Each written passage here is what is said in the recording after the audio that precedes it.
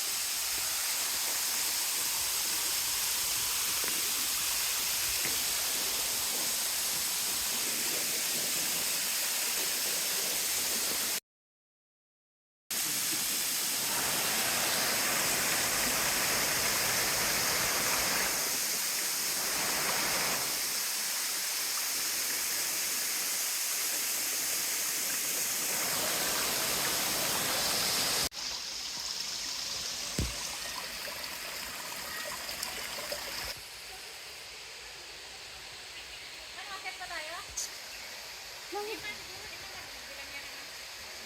pa.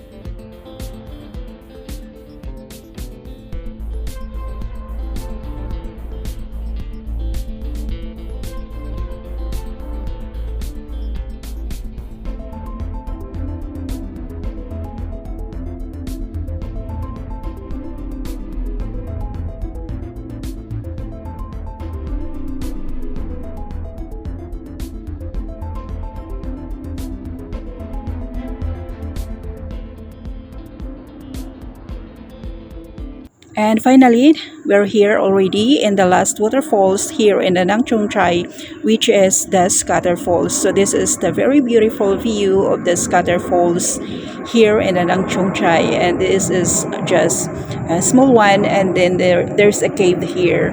So there's a lot of things to do here. You can have picnic with your friends and do a pictorial, something like that.